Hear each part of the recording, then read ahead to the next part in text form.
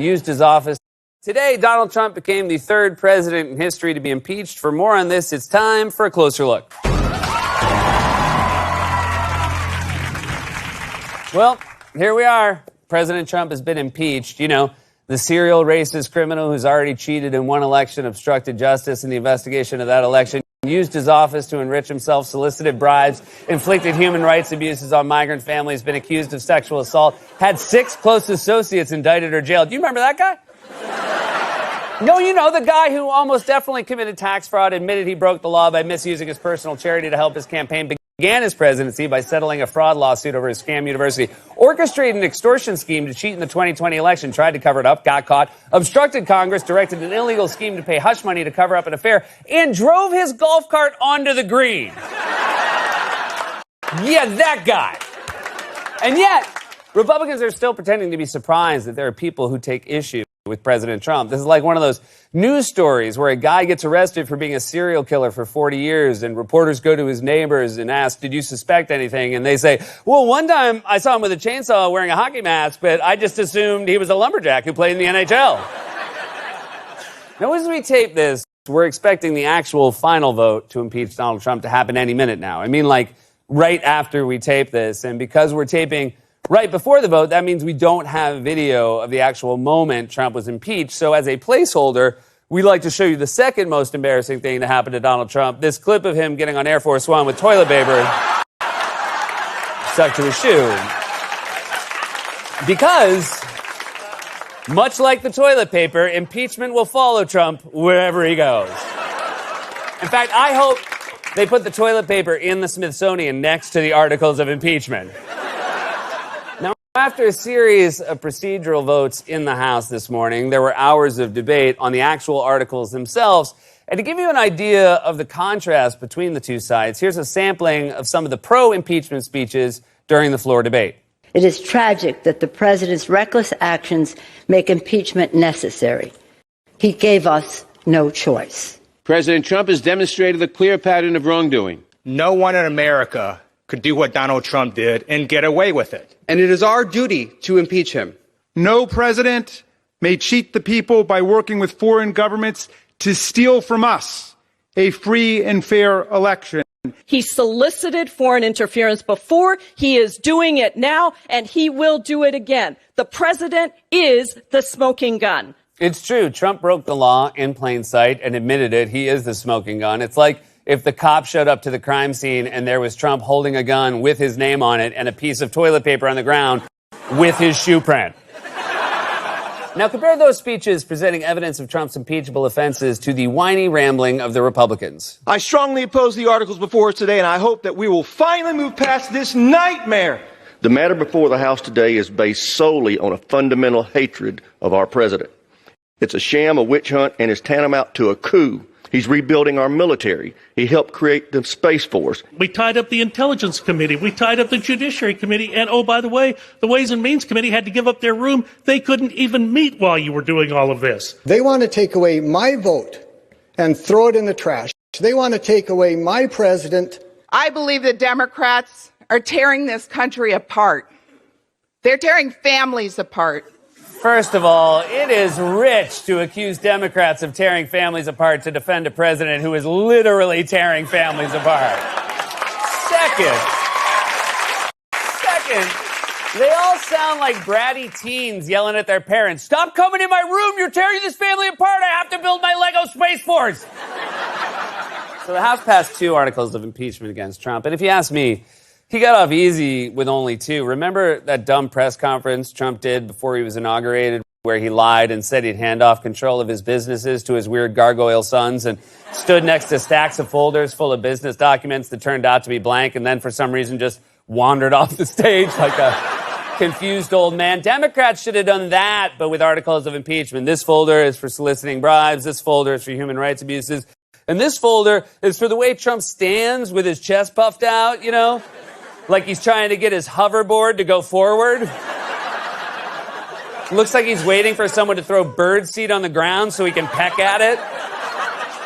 So Trump is now the 3rd president in history to be impeached. Now, obviously, he'll very likely be acquitted, by the Republican Senate. But still, this judgment will follow his name in history forever. And as we all know, there's nothing Donald Trump cares about more than his name. He puts it on everything from his tower to his helicopter to his private jet. They're going to have to change the name from Trump to Impeachment Airlines. Okay, folks, we're going to fly you about halfway to your destination, and then another airline will have to take you the rest of the way.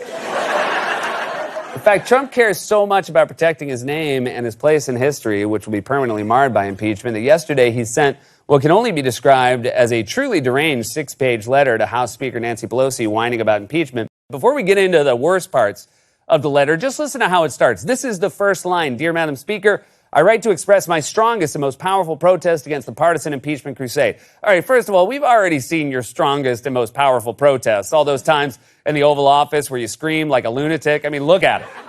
It looks like something your tour guide would tell you to stay away from during a boat ride through the Amazon River. But Trump's letter just gets crazier. Here's just a sampling of some of the most bat lines from this official document on White House letterhead. And just for fun, I'm going to read it like a cartoon villain. You have cheapened the importance of the very ugly word impeachment.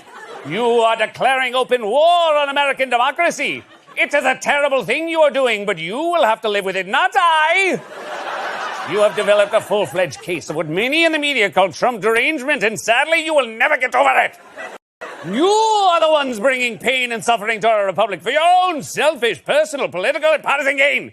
Once the phone call was made public, your whole plot blew up. But that didn't stop you from continuing, and now I will twirl my mustache while I tie you to these railroad tracks.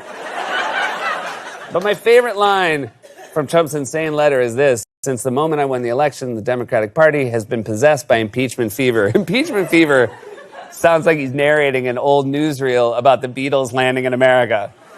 Impeachment fever is sweeping the nation. Look at the throngs of teenagers screaming as they greet the Fab Four. Pelosi, Schumer, Schiff.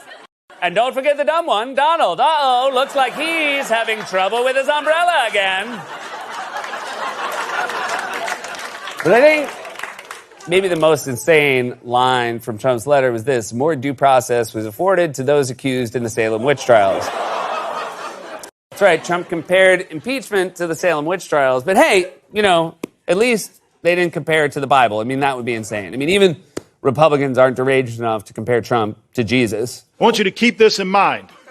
When Jesus was falsely accused of treason, Pontius Pilate gave Jesus the opportunity to face his accusers. During that sham trial, Pontius Pilate afforded more rights to Jesus than the Democrats have afforded this president in this process. Jesus. I mean that literally. They actually compared him to Jesus. These people are out of their minds. Soon they're going to start claiming they saw images of Trump appear in their food. It was a miracle. I saw Trump's face in a piece of toast. But Trump has also been complaining that Democrats are abusing the impeachment process as was laid out in the Constitution. And in particular, Trump has complained multiple times recently that impeachment is only supposed to be used sparingly and reserved for presidents who have committed even more crimes than he has. It meant something. When you had serious high crimes and misdemeanors, when you had serious crimes, it's impeachment. That would happen every 50 years, every 40 years, every 100 years. This was a big deal. I think it's a horrible thing to be using the tool of impeachment, which is supposed to be used in an emergency, and it would seem many, many, many years apart. It's not supposed to be many, many years apart. Impeachment's not Halley's Comet. It's a fire truck. It shows up when there's a fire. You're not allowed to say, we can only use that hydrant once every 50 years. Sorry about your house. Trump also continued to put his Republican supporters in a bind by insisting that the phone call with the president of Ukraine was not just unimpeachable, but perfect. And he refused to take any responsibility at all for what was happening to him. And Mr. President, do you take any responsibility for the fact that you're about to be impeached? No, I don't take any. Zero, to put it mildly. They took a perfect phone call that I had with the president of Ukraine, an absolutely perfect call. You know it, they all know it. Nothing was said wrong in that call. No, we don't know that because it's not true. Trump's like a guy at a party telling you an embarrassing story who assumes the same thing has happened to you. The other night, I ate too much chili, got drunk, went to karaoke, puked, slipped on the puke, farted, and split my pants. You know, guys, you've all been there. We've all been there.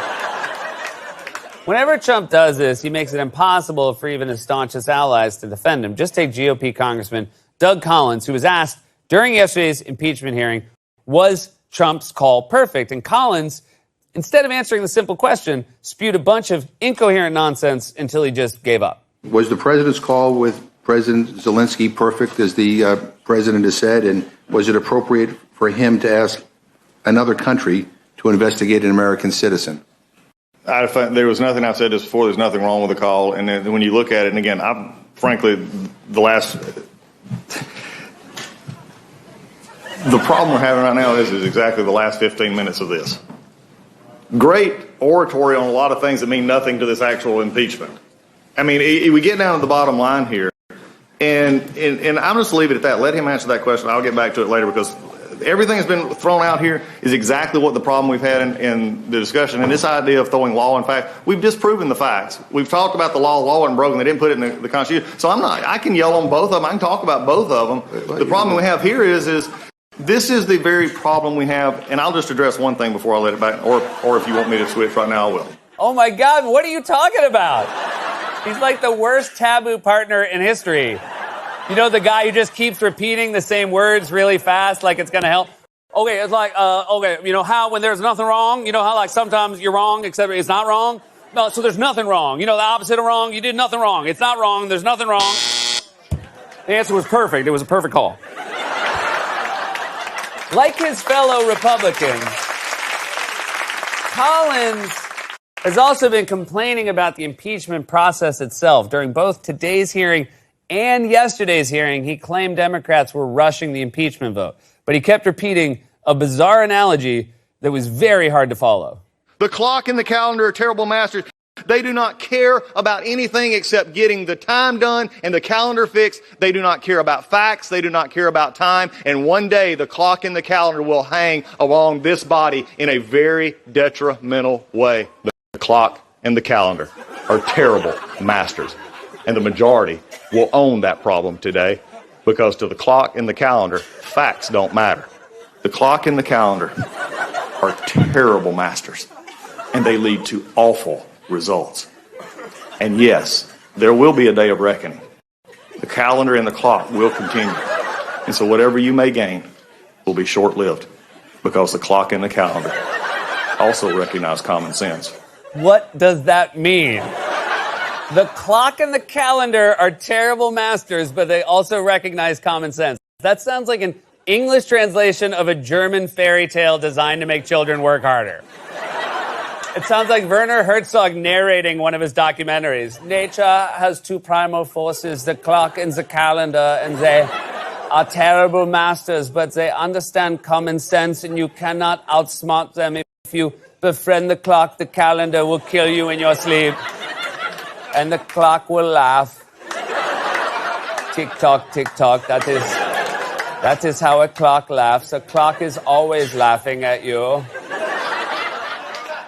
So the president is an adult lunatic with a tenuous grasp on reality, propped up by a party and a right-wing media apparatus that lies and rambles nonsensically. In fact, the Republican contribution to the impeachment debate today was basically a competition to see who could be more sycophantic towards Trump. We've already had comparisons to the Salem witch trials and Jesus. And then at one point today, a GOP congressman literally asked for a moment of silence for the people who voted for Trump.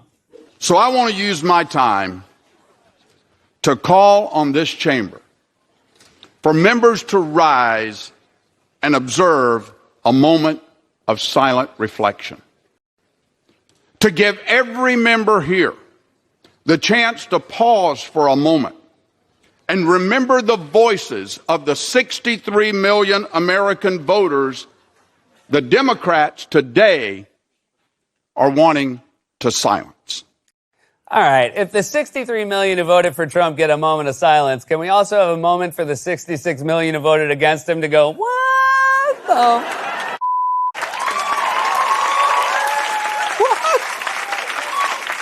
Among the many important takeaways from today, there's one very simple one that everyone should remember, and it's this. Impeachment is popular and Donald Trump is not. Consistently, in poll after poll, about half Americans say Trump should be impeached and removed from office. Even a Fox News poll found this week that 54% of Americans wanted Trump impeached. And that's Fox News, Trump's favorite channel. That would be like if the Game Show Network changed their slogan to OK Boomer. What all of this comes down to is pretty simple. Republicans believe that if you challenge their power, you are illegitimate. That's why they gerrymander, stack the courts, suppress votes, and cheat in elections. And that's why impeachment was necessary, because we live in a democracy. And Trump tried to corrupt that democracy by cheating, and now he's the third president ever to be impeached. History will remember this day, because if we've learned anything from Republicans, it's that Trump will not be able to run away from the clock and the calendar. Here's been a closer look.